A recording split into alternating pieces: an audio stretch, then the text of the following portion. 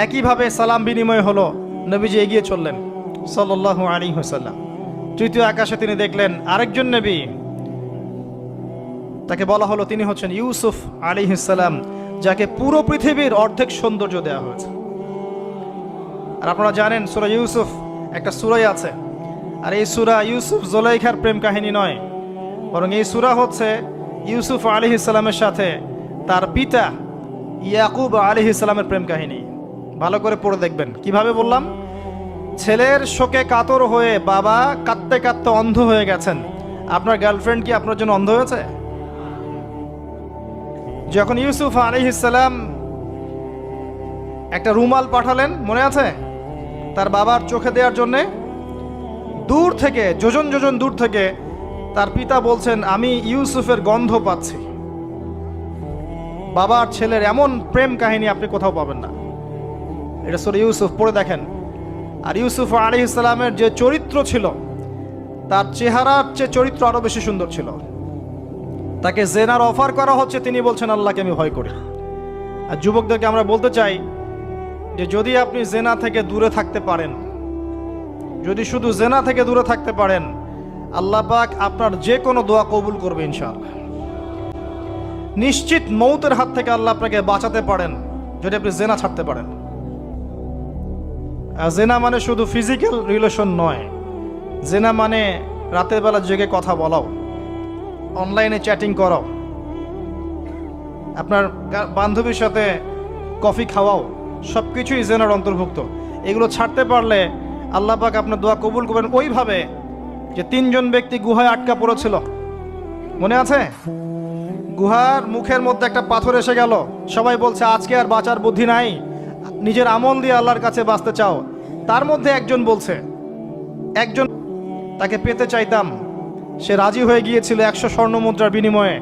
আমি বসেছি এই খারাপ কাজ করতে তার রানের মাঝখানে, সে ওই সময় বলেছে তুমি আল্লাহকে ভয় করো। আমি মুদ্রাও দিয়ে দিয়েছি, ওখান থেকে আমি জেনা না করে চলে আসছি। আল্লাহ এই কাজ যদি তোমার পছন্দ হয়ে থাকে, আজকে এই মৃত্যুর হাত থেকে আমাকে বাঁচাও। ওই পাথর সরে গেল। এটা দলিল দিলাম, জেনা ছাড়তে পারলে আপনার দোয়া, যে কোনো দোয়া আল্লাহ কবুল করবে ইনশাআল্লাহ। শুধু তাই নয়, আরশে আজিম আল্লাহ পাকের সবচেয়ে বড় সৃষ্টি, এর নিচে আল্লাহ পাক 7 শ্রেণীর মানুষকে ছায়া দিবেন। তার মধ্যে এক শ্রেণী হচ্ছে সেই যুবক যাকে কোনো সুন্দরী নারী আহ্বান করেছে খারাপ কাজ করার জন্যে, উচ্চ বংশের, সে বলেছে আমি আল্লাহকে ভয় করি। পারবেন ইউসুফের মতো হতে? আল্লাহ পাক তৌফিক ইনায়াত করুন, আমিন। আপনি জেনা থেকে দূরে থাকেন, আল্লাহ পাক আপনার ঘরে খাদিজা রাদিয়াল্লাহু আনহার মতো মেয়ে দিবে ইনশাআল্লাহ। আপনি 10টা ঘাটের পানি খেয়ে আসবেন, দেখবেন এমন বউ আল্লাহ কপালে জুটাইছে, সে মাশাআল্লাহ 20 ঘাটের পানি খাওয়া। হ্যাঁ, কিফাউন কিরাম, আল্লাহ পাক একদম দুনিয়াতে ইকুয়ালি ডিল করেন, ইকুয়ালি ডিল করেন। আল্লাহ পাক আপনাদের প্রত্যেকের পারিবারিক জীবনটা সুখী করুন, দোয়া করি, আমিন। ইউসুফ আলাইহিস সালাম তারপরে এগিয়ে চললেন, আর প্রত্যেক আকাশেই মারহাবা মুসাফা হচ্ছে এবং সালাম হচ্ছে। চতুর্থ আকাশে নবী সাল্লাল্লাহু আলাইহি ওয়াসাল্লাম দেখছেন ইদ্রিস আলাইহিস সালাম। ইদ্রিস আলাইহিস সালামের কথা সূরা মারিয়ামের মধ্যেও আছে, পড়ে দেখবেন। সালাম বিনিময় হলো, নবীজি এগিয়ে চললেন। পঞ্চম আকাশে তিনি দেখছেন হারুন আলাইহিস সালাম। কার ভাই? মুসা আলাইহিস সালামের ভাই। তিনি কিন্তু মুসা আলাইহিস সালামের সাথে ফেরাউনের সামনে গিয়ে দাওয়াত দিয়েছেন, মনে আছে? আরেকটা কথা বলি, কোরআনে দাড়ির দলিল আছে? দাড়ি বলবে নাই। কোরআনে কোথায় দাড়ির দলিল আছে বলেন তো দেখি, কে বলতে পারবেন? কঠিন প্রশ্ন। 500 টাকা পুরস্কার দেব আমার পক্ষ থেকে, জান। যদিও 500 কোনো টাকাই না, টাকার মান দিন দিন কমছে। কোন সূরায় দাড়ির কথা আছে কে বলতে পারবেন? আলেম ওলামা বাদ, তারা তো পারবেন। আমরা সিভিলিয়ানদের জিজ্ঞাসা করছি, সাধারণ জনগণকে। কে পারবেন বলেন? কোন সূরায় দাড়ির কথা আছে? দাড়ি কোরআনে একটা জায়গায় দাড়ির কথা আছে, কে বলতে পারবেন? দেখছেন, আল কোরআনের আলো ঘরে ঘরে যা আলো, তাই না? স্লোগান দিয়ে কাজ হবে না ভাই, প্রত্যেক ঘরে ঘরে কোরআনওয়ালা মানুষ তৈরি করতে হবে, তারপরে আলো অটোমেটিক ঘরে ঘরে জ্বলবে ইনশাআল্লাহ। আচ্ছা যাক, আমার টাকা বেঁচে গেল। সূরা তহায় আছে, কোথায় আছে? সূরা তহার মধ্যে আছে, একটা জায়গায় দাড়ির কথা আছে, সেটা হচ্ছে হারুন আলাইহিস সালামের দাড়ি। কার দাড়ি? হারুন আলাইহিস সালামের দাড়ি। মূসা আলাইহিস সালাম ফেরাউন থেকে যে দলবল নিয়ে পার হওয়ার পরে, বনু ইসরায়েলকে নিয়ে পার হওয়ার পরে আল্লাহ পাক তাকে 40 দিন ডেকেছেন তুর পাহাড়, মনে আছে? তুর পাহাড়ে তিনি গেছেন। এই ফাঁকে বনু ইসরায়েল শিরক করা শুরু করেছে, এই যে বাছুর পূজা শুরু করেছে, মনে আছে? পড়েন নাই কখনো? বাছুর পূজা শুরু করেছে। মূসা আলাইহিস সালাম তাওরাত নিয়ে আসছেন, এসে দেখছেন যে কওমের এই অবস্থা। তিনি রাগে তাওরাত ছুঁড়ে মারলেন। তিনি প্রচণ্ড ব্যক্তিত্ব সম্পন্ন মানুষ ছিলেন, গায়রতওয়ালা, রাগে তাওরাত ছুঁড়ে মারলেন। এবং এসে এই যে হারুন আলাইহিস সালাম যাকে রেখে গিয়েছিলেন যে কওমকে দেখাশোনা করবে, তার দাড়ি চিপে ধরলেন। তুমি থাকতে এরা এই অবস্থায় গেল কিভাবে? এক হাতে দাড়ি, এক হাতে চুল চেপে ধরল, তুমি থাকতে এই অবস্থা হইল কিভাবে? সূরা তহা পড়ে দেখেন। তখন হারুন আলাইহিস সালাম বলছেন যে হে আমার ভাই, আমার দাড়ি আর চুল ধরো না, এই একটা জায়গায় আছে। তার মানে দাড়ি পাওয়া যাচ্ছে কোরআনে। কিছু মানুষ তো এখন বলে কোরআন মানি, হাদিস মানি না, তাই না? ওই অজুহাত দিয়ে এখন দাড়ি রাখে না, বলে কোরআনে তো দাড়ির কথা নাই, রাখবো কেন? সুবহানাল্লাহ। আপনারাও কি এটা বিশ্বাস করেন যে আমরা শুধু কোরআন মানবো, হাদিস মানবো না? স্পষ্ট কুফরি, স্পষ্ট কুফরি। কোরআন এবং হাদিস একসাথে মিলেই শরিয়া। শুধু কোরআন মানি, হাদিস মানি না, এটা বলতে গিয়ে সে বোঝাচ্ছে সে আসলে কোরআনও মানে না। কোরআনে আল্লাহ বলেছেন ওয়ামা আতাকুমুর রাসূল ফাখুযুহু, রাসূল যা দিয়েছেন নিয়ে নাও। ওয়ামা নাহাকুম আনহু ফানতাহু, যা থেকে নিষেধ করেছেন দূরে থাকো। তাহলে সুন্নাহ না মানলে আপনি কিভাবে কোরআন মানবেন? কথা কি বুঝতে পারছেন? আসেন, হারুন আলাইহিস সালাম সালাম বিনিময় হলো, চললেন। তারপরে ষষ্ঠ আসমানে গিয়ে দেখলেন মূসা আলাইহিস সালাম, সেই যে ব্যক্তি। সালাম বিনিময় হলো, চলে যাচ্ছেন, আর মূসা আলাইহিস সালাম কাঁদছেন, কান্না করছেন। জিজ্ঞাসা করা হলো কেন কান্না করছেন? তিনি বললেন আমার পরে একজন যুবক নবী হবে যার উম্মত আমার চেয়ে বেশি জান্নাতে যাবে, এটা চিন্তা করে আমি কান্না করছি। তিনি হচ্ছেন মুহাম্মদুর রাসূলুল্লাহ সাল্লাল্লাহু আলাইহি ওয়াসাল্লাম। তারপরে গিয়ে চললেন সপ্তম আসমান। সেখানে সপ্তম আসমান মানে 7 নম্বর মহাবিশ্ব, সেখানে গিয়ে দেখলেন যে বাইতুল মামুর নামে একটা জায়গা আছে, ঠিক কাবা ঘরের একদম এক্স্যাক্টলি উপরে, একদম সোজা উপরে বাইতুল মামুর নামে একটা জায়গা আছে। এটা হচ্ছে ফেরেশতাদের ইবাদতের জায়গা, তারা সেখানে তাওয়াফ করেন। প্রতিদিন 70,000 ফেরেশতা, প্রতি মুহূর্তে 70,000 ফেরেশতা এখানে তাওয়াফ করে। এবং যার একবার তাওয়াফের সুযোগ হয়েছে সে আর কখনো সুযোগ পাবে না, শেষ। আল্লাহ পাকের ফেরেশতাদের সংখ্যা চিন্তা করেন তাহলে। এবার সেখানকার দেয়ালে হেলান দিয়ে আছেন ইব্রাহিম আলাইহিস সালাম, তার চেহারা একদম মুহাম্মদ সাল্লাল্লাহু আলাইহি ওয়াসাল্লামের মতো। এবং অনেক ছোট ছোট বাচ্চা তার সামনে খেলা করছে। ওই যে বাচ্চা কোরবানির কথা মনে আছে? যেসব মুমিন মুসলিমদের ছোট ছোট বাচ্চা কাচ্চারা নাবালক অবস্থায় মারা যায় না, তাদের আত্মাগুলো সেখানে চলে যায়, তারা সেখানে খেলা করতে থাকে। যারা পিতা পায়নি, যখন পিতার কথা মনে হয় খেলতে খেলতে, তখন তারা ইব্রাহিম আলাইহিস সালামের কাছে দৌড় দেয়। মায়ের কথা মনে হলে তার স্ত্রীর কাছে দৌড় দেয়। আমাদের যাদের সন্তান 2-1 মারা গেছে, এটা আমাদের পরকালে অ্যাসেট, পরকালের সম্পত্তি। কিয়ামতের মাঠে ওই ছেলে ওই মেয়ে আপনার হাত ধরবে, আঙ্গুল ধরে ফেলবে, ফেলে বলবে আল্লাহ আমার বাবাকে মাফ করে দাও, না হলে আমি জান্নাতে যাব না। তাই বেশি বেশি বাচ্চা কাচ্চা নিতে হয় সামর্থ্য অনুযায়ী, আর সামর্থ্য আল্লাহ দিবেন। যখন আপনি 4টা-5টা এরকম করে বাচ্চা কাচ্চা নিবেন, 2-1টা বাচ্চা মারা যেতে পারে, এগুলো আপনার পরকালের সম্পত্তি। এখন তো আমাদের জেনারেশনকে রেস্ট্রিক্টেড করার জন্যে 2টো সন্তানের বেশি নয়, 1টি হলে ভালো হয়। সুবহানাল্লাহ। মুসলিমদেরকে চতুর্দিক থেকে চাপে ফেলা, চতুর্দিক থেকে গলা চিপে ধরা আর কি। জনশক্তিতে রূপান্তরিত হলে কোনো সমস্যা আছে? চাইনিজদের জনসংখ্যা কত? চায়নার জনসংখ্যা কত? ম্যাক্সিমাম জনগণকে তারা জনশক্তিতে রূপান্তরিত করেছে। এই আপনার পশ্চিমারা ন্যাটো ম্যাটো যত কিছু আছে, চায়নার এগেনস্টে কথা বলুক দেখি কত বড় সাহস, সারা বিশ্বকে নিয়ন্ত্রণ করে ফেলছে ওরা এখন। কই তারা তো আর তারা যখন দেখেছে যে আমাদের আর প্রয়োজন নাই, তখন তারা একটা লস দিয়েছে ওদের কান্ট্রিতে, এটা মুসলিমদের জন্য প্রযোজ্য নয়। যাই হোক, সন্তান সন্ততি ওখানে গিয়ে মারা গেলে আপনার অ্যাসেট। এরপরে আসেন যারা ইচ্ছা করে সন্তান হত্যা করছে, গর্ভের সন্তান যখন জানছে যে এটা মেয়ে তখন তাকে ফেলে দিচ্ছে। আবার অবৈধ সন্তান যারা অ্যাবর্শন করে নষ্ট করছে, এই যে হত্যাগুলো, এই প্রাণগুলোকে আল্লাহ পাক কিয়ামতের মাঠে জীবন্ত করবেন এবং তাদেরকে দেখিয়ে ওই ব্যক্তিদেরকে চার্জ করা হবে যে কি অপরাধে তাকে হত্যা করা হয়েছিল। সতর্ক হয়ে যান। আল্লাহ পাক এটাও বলেছেন, দারিদ্র্যের ভয়ে সন্তানকে হত্যা করো না, রিজিক আল্লাহ দিবেন ইনশাআল্লাহ। এই সমুদ্রের কোটি কোটি মাছকে আল্লাহ পাক খাওয়াতে পারলে আপনাকে আমাকেও খাওয়াতে পারবে ইনশাআল্লাহ, যদি না আমরা আমাদের রিজিকটা সংকুচিত করে ফেলি। মানুষ মানুষের রিজিক কেড়ে খাচ্ছে সুদের মধ্য দিয়ে, মানুষ মানুষের রিজিক কেড়ে খাচ্ছে সুদের মধ্য দিয়ে, অন্য কোনো বিষয় নাই, সুদ, রিবা। আসেন, সপ্তম আসমানে এই অবস্থা। এরপরে নবী সাল্লাল্লাহু আলাইহি ওয়াসাল্লামকে আরো সামনে নিয়ে যাওয়া হলো। এই জায়গার নাম সিদরাতুল মুনতাহা। কি নাম? সর্বশেষ জায়গা, যেখানে জিবরাইল আলাইহিস সালামও এর উপরে আর যেতে পারেন না। যদিও বা জিবরাইল আলাইহিস সালাম ফেরেশতাদের সর্দার, তিনিও যেতে পারেন না। তারপরে আরেকটা জগৎ আছে, ওই জগৎ থেকে আদেশ এই সিদরাতুল মুনতাহা পর্যন্ত আসে, এখান থেকে কালেক্ট করে নিচে নামানো হয়। আবার এখান থেকে কোনো আদেশ বা কোনো আদেশ না, এখান থেকে কোনো ফলাফল মুনতাহা পর্যন্ত নিয়ে যাওয়া হয়, সেখান থেকে উপরে তুলে নেওয়া হয়। ওটা একটা বর্ডার, কথা বুঝতে পারছেন? এটা একটা বর্ডার, নো ম্যানস ল্যান্ড। এ জায়গায় গিয়ে জিবরাইল আলাইহিস সালাম নিজের আকৃতিতে আসলেন, 600টা পাখা। কতগুলো পাখা? 600 পাখা।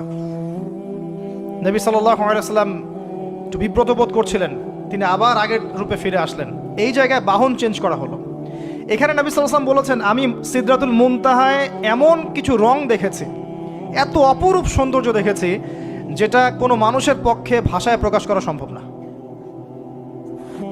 এটা শেষ সীমানা, এবং এটা একটা বড়াই গাছের মতো দেখতে, সরি বড়ই গাছ, বড়াই গাছ না, আসলে বড়ই গাছের, কুল গাছের মতো দেখতে। এরপর আরেকটা বাহন আনা হলো, এটা বাহন চেঞ্জ করা হলো। এবার তিনি আরো ঊর্ধ্বে উঠে যাচ্ছেন, উঠছেন উঠছেন উঠছেন। একটা পর্যায়ে ওই জগতে যে ফেরেশতারা আছেন যারা আল্লাহ পাকের আদেশ লিখছেন, ওই আদেশগুলো লিখার যে কলমের খসখস শব্দ, এটা নবীজি শুনতে পারলেন। সুবহানাল্লাহ। নূরের পর্দার কাছাকাছি তাকে নিয়ে যাওয়া হলো, একদম আল্লাহ পাকের কাছাকাছি, আরো সে আজিমের কাছাকাছি। এখানে আল্লাহ রাব্বুল আলামিন সরাসরি তার সাথে কথা বললেন, যা ওহী করার তা করলেন, এবং স্পেশালি 3টা গিফট বা হাদিয়া দিলেন। কয়টা? 1 নাম্বার 50 ওয়াক্ত নামাজ। কত ওয়াক্ত? 2 নাম্বার সূরা বাকারার শেষের 3 আয়াত, সূরা বাকারার শেষের 3 আয়াত। আর 3 নাম্বার হচ্ছে একটা ঘোষণা, হে নবী মুহাম্মদ সাল্লাল্লাহু আলাইহি ওয়াসাল্লাম, তোমার উম্মতের কোনো ব্যক্তি যদি আমার সাথে শিরক না করে মারা যায়, আমি তাকে জান্নাতে দিয়ে দিব ইনশাআল্লাহ। আজকে এই মেরাজুন নবী নিয়ে অনেক আলোচনা হবে, কিন্তু আলোচনা হওয়ার পরে আমরা যদি এই নামাজের পাবন্দ না হতে পারি, সূরা বাকারার শিক্ষা নিতে না পারি, বা শেষের আয়াত মুখস্থ করতে না পারি, শিরক ছাড়তে না পারি, আদতে আলোচনার কোনো ফায়দা নেই। কথা বুঝতে পারছেন? এখানকার 3টা মৌলিক হাদিয়া তিনি নিয়ে আসছেন। এবার নিচে নামছেন, ওই যে 6ষ্ঠ আসমানে অপেক্ষা করছেন কে? মুসা আলাইহিস সালাম। কোথায় যাচ্ছেন? এই কি হলো আল্লাহর সাথে কথাবার্তা, এই হয়েছে। কি দিয়েছে আপনাকে? 50 ওয়াক্ত নামাজ। বলেন কি 50 ওয়াক্ত নামাজ? আমার উম্মতে 2 ওয়াক্ত নামাজ ছিল, পড়তে পারে নাই। পারবেন আপনার উম্মত, আপনি ফিরে যান, নামাজ কমিয়ে নিয়ে আসেন। লজ্জাবোধ করলেন নবী সাল্লাল্লাহু আলাইহি ওয়াসাল্লাম, তাও ফিরে গেলেন। 50 থেকে 45, 45 থেকে 40, 40 থেকে 35, করতে করতে করতে করতে 5। এবারও মুসা আলাইহিস সালাম বলছেন ফিরে যান, পারবেন আপনার উম্মত। মুসা আলাইহিস সালাম কত দূরদর্শী ছিলেন দেখেন, পারে উম্মত? ম্যাক্সিমামই তো পারে না, কথা ঠিক আছে না? ম্যাক্সিমাম উম্মতই কিন্তু পারছে না 5 ওয়াক্ত নামাজ পড়তে। তো মুসা আলাইহিস সালামের দূরদর্শিতা ঠিকই ছিল, পারবেন আপনার উম্মত। তিনি লজ্জাবোধ করলেন। আল্লাহ পাক বললেন, তোমার উম্মতের জন্য 5 ওয়াক্তই ফিক্স করলাম, কিন্তু যদি 5 ওয়াক্ত তারা ঠিকঠাক মতো আদায় করে 50-এর নেকি দিয়ে দিব ইনশাআল্লাহ। এবং আরেকটা ঘোষণা দিলেন, সেটা হচ্ছে যে তোমার উম্মতের যে কোনো ভালো কাজকে 10 দিয়ে গুণ করে দেয়া হবে। একটা নেকির কাজ করবেন 10 গুণ বৃদ্ধি করা হবে, কিন্তু একটা গুনাহ করলে 10 দিয়ে গুণ করা হবে না, একই থেকে যাবে। এবং আপনার উম্মতের কোনো ব্যক্তি যদি কবিরা গুনাহ ছেড়ে দেয়, কবিরা গুনাহ তো বোঝেন, বড় বড় গুনাহ ছেড়ে দেয়, তার সমস্ত সগীরা গুনাহ মাফ করে দেওয়া হবে। আর কি চাই? এবার নবী সাল্লাল্লাহু আলাইহি ওয়াসাল্লাম ফিরে আসছেন। এবার শোনেন আমাদের শিক্ষা। ফিরে আসছেন, আসার আগে তাকে জান্নাত জাহান্নাম দেখানো হয়েছে। নবী সাল্লাল্লাহু আলাইহি ওয়াসাল্লাম যে বিষয়গুলো দেখেছেন, এর মধ্যে যেগুলো হাদিসে এসেছে আমি খুব সংক্ষিপ্ত আকারে বলছি, এবং এখান থেকে আমাদের শিক্ষা নেবেন। মনে রাখবেন, এখন যেগুলো বলছে এগুলো এই উম্মতের জন্য খাস, আমাদের উম্মতে মুহাম্মাদের জন্য খাস। তিনি আসছেন, বারজাখের জগতি হোক আর জাহান্নামের শাস্তি হোক। একজন ফেরেশতাকে দেখলেন, তার মুখে হাসি নাই। কি নাই? জিবরাইল আলাইহিস সালামের সাথে কথোপকথন হচ্ছে, তিনি নবীজিকে সালাম দিলেন, সালামের উত্তর দেওয়া হলো, কিন্তু মুখে হাসি নাই। বাকি সবাই তার সাথে হাসি মুখে সাক্ষাৎ করেছেন, এই ফেরেশতা বাদ দিয়ে। তিনি জিজ্ঞাসা করছেন জিবরিল আলাইহিস সালাম, তার মুখে হাসি নাই কেন? তাকে বলা হলো, এই ফেরেশতার নাম হচ্ছে মালিক। কি নাম? সূরা যুখরুফের মধ্যে আছে, তার নাম হচ্ছে মালিক। আল্লাহ পাক তাকে জাহান্নামের প্রহরী বানিয়েছেন, জাহান্নামের চিফ অফ কমান্ড মালিক। যখন থেকে আল্লাহ পাক তাকে এই দায়িত্ব দিয়েছেন, তার মুখের হাসি উঠে গেছে।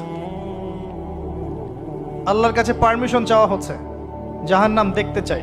আল্লাহ পাক দেখার পারমিশন দিলেন। নবী সাল্লাল্লাহু আলাইহি ওয়াসাল্লাম দেখে বললেন, সেখানকার বেশিরভাগ অধিবাসী হচ্ছে নারী জাতি, এবং তিনি বললেন জাহান্নামে যাবে উদ্ধত এবং অহংকারীরা। জান্নাত দেখতে চাই, দেখানো হলো।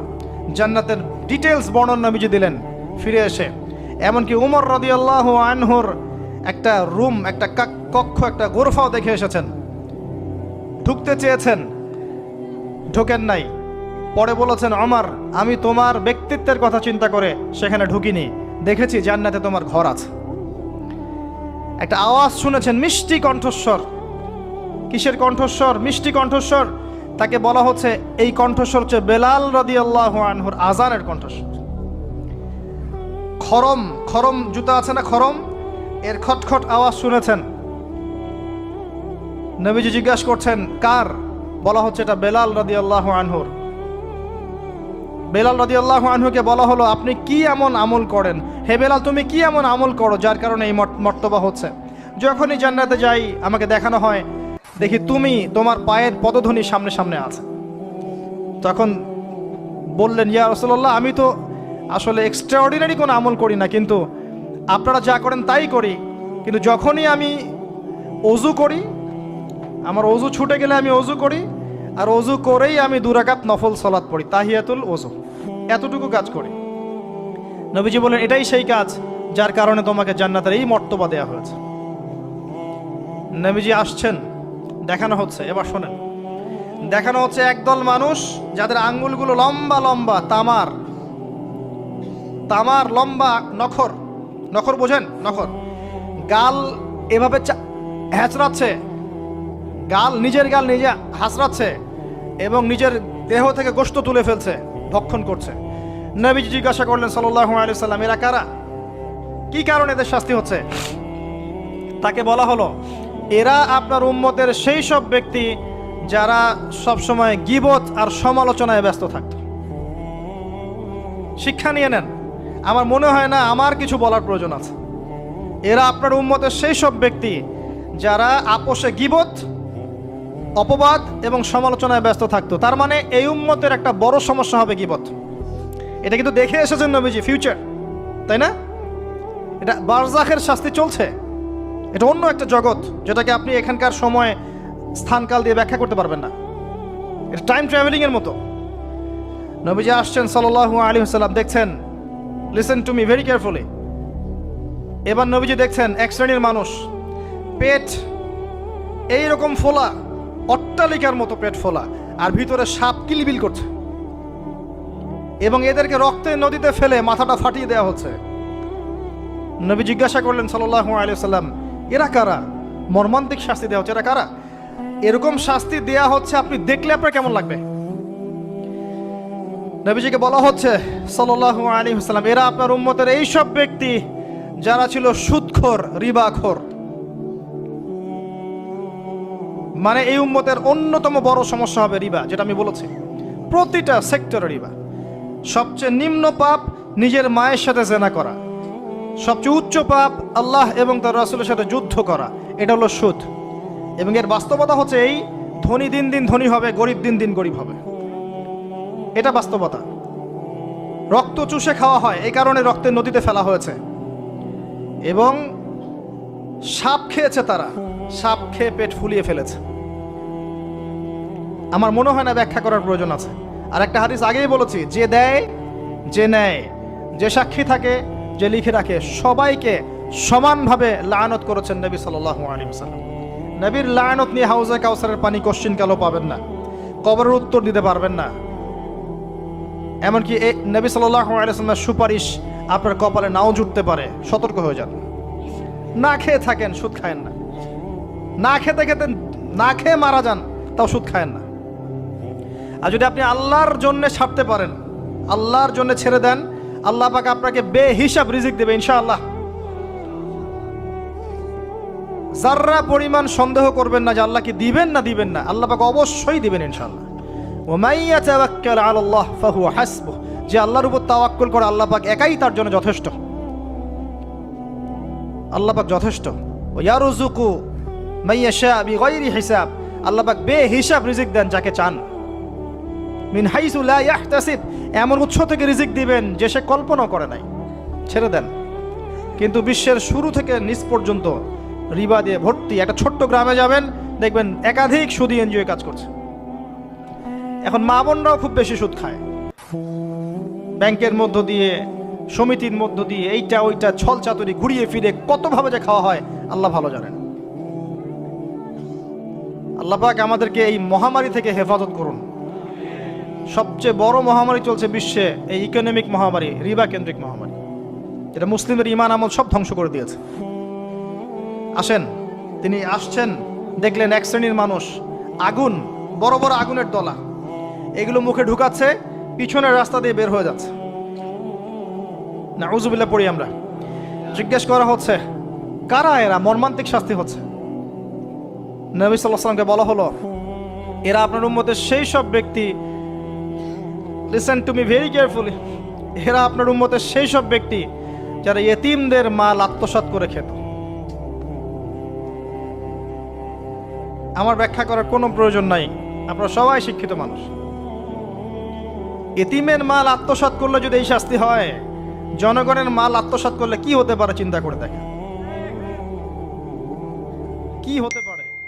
এটা মানুষের হক, আল্লাহর কাছে ক্ষমা পাওয়া যাবে না, মানুষকে দিতে হবে। আরো এগিয়ে আসলেন, তিনি দেখছেন, এবার বলতে গিয়ে আমার বুক কাঁপছে।